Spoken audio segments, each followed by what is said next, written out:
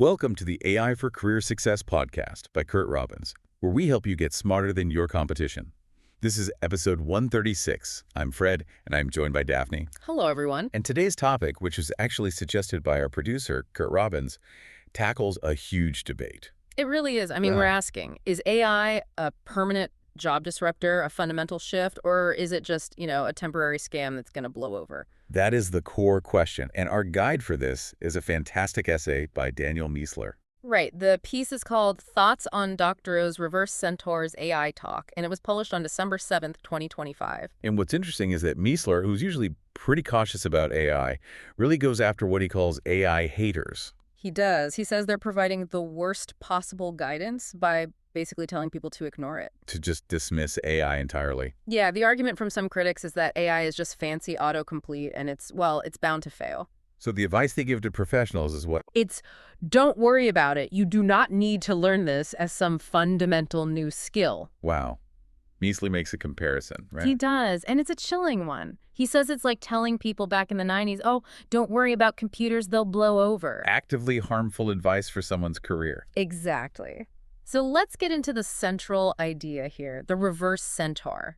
Miessler actually loves this analogy. He calls it phenomenal. So what is it? Break down the two parts for us. Okay, so first you have the classic centaur. That's a human head on a machine body. Meaning the human is in control, directing the machine. Precisely. The human benefits from the automation. The machine is the tool. And the reverse centaur is the opposite. It's a machine head on a human body. Now the machine is directing the human. The human becomes the tool basically used to do the things the machine can't yet. And we're seeing this in the real world already. Oh, absolutely. Think about that Amazon delivery driver example. Right. They're not just driving. No.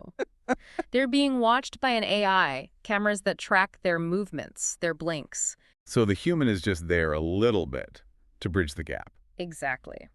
But there's a part of this that Miessler calls the most nasty point. Which is? The blame shift. The real reason the human is kept in the loop is to take the fall.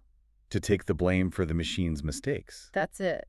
There's this great quote about a radiologist.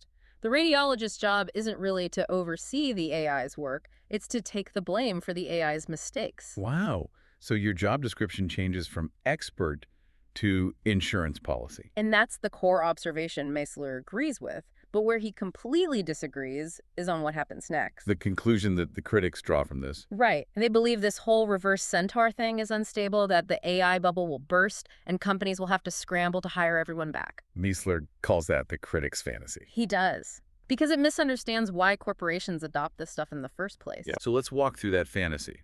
A company, maybe a hospital, fires almost all its radiologists. Yeah, fires 9 out of 10, saves maybe $20 million a year, and goes all in on an AI system. And the critics think the AI will fail spectacularly. Right, because it's just statistics, and then the hospital has to panic hire all those people back, probably for more money. But Miessler's reality is much darker. Much darker. He says those jobs are gone for good, permanently.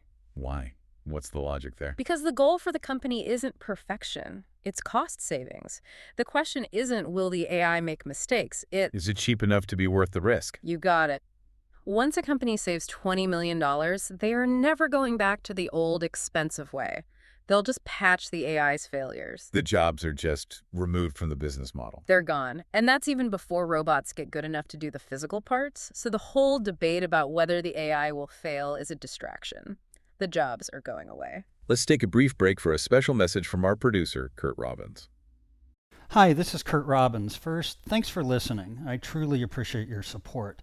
I want to let you know that I'm currently accepting new clients. My rates are affordable, and I have more than 25 years of experience working for enterprise companies like Microsoft, Northrop Grumman, Oracle, PNC Bank, FedEx, USAA, and Wells Fargo, among many others.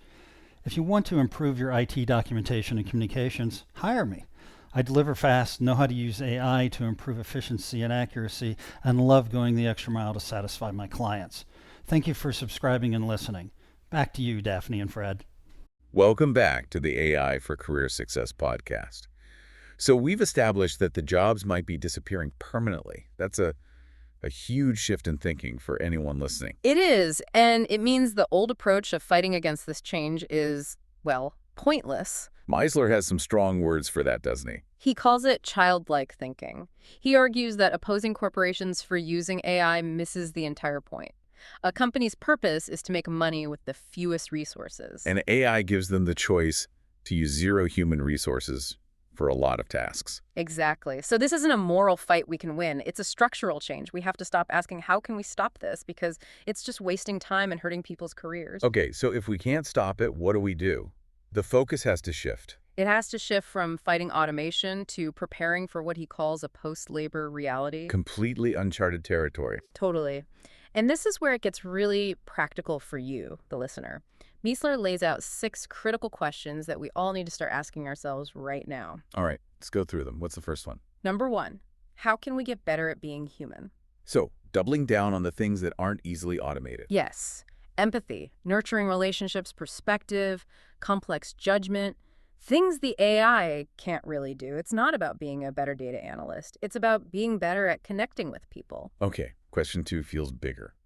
What should society look like when humans don't have to work? Yeah, this one is huge. It's a societal question. If your job isn't your identity anymore, then what is? How do we structure our lives, our economy? Which brings us to question 3, which is more personal again. Mm-hmm. What are the skills that matter to us as individuals? How can we become stronger at them? This is your new curriculum. It's not about learning prompts. It's about things like insight, creativity, art, the things that are uniquely human, developing your judgment, your unique perspective on the world. That feels like the right direction. Okay, number 4 dives back into the economy. What does the economy look like when the classic capital-labor balance no longer exists because labor can now be done by capital? Meaning, if AI and robots, which are capital, can do the work, the whole system we've used for centuries breaks down. It completely breaks. The entire foundation of how we distribute wealth through wages, it vanishes. Which leads right into question 5. What does a new human-based economy look like? If the old one is broken, we have to invent a new one. An economy that values those human traits, insight, creativity, nurturing as the actual currency. And that's the last question, number 6. Yep. What does it look like to exchange value using those human traits as currency instead of a fiat system? A total rethinking of what value even is. It's a profound question, and it's one we all need to start thinking about. So the final takeaway here isn't panic. It's a call to action. We need to switch our focus from fighting the inevitable to preparing for a new reality. Exactly. It's about getting ready by focusing on those unique human capabilities that AI just can't touch. And what's really provocative is how Miessler ends his piece. He has a message for the AI critics themselves. Yeah, he basically says, stop trying to stop computers and the internet. It's a waste of your incredible intellect. Instead, use that brain power to help us all answer these extremely hard questions about what comes next. Because the time we waste fighting this is time we lose in preparing ourselves for what the future of human work and human value really looks like. Thank you for listening to the AI for Career Success podcast from Curt Robbins, where we help you get smarter than your competition. Remember to like, subscribe, comment, and share. We'll see you next time.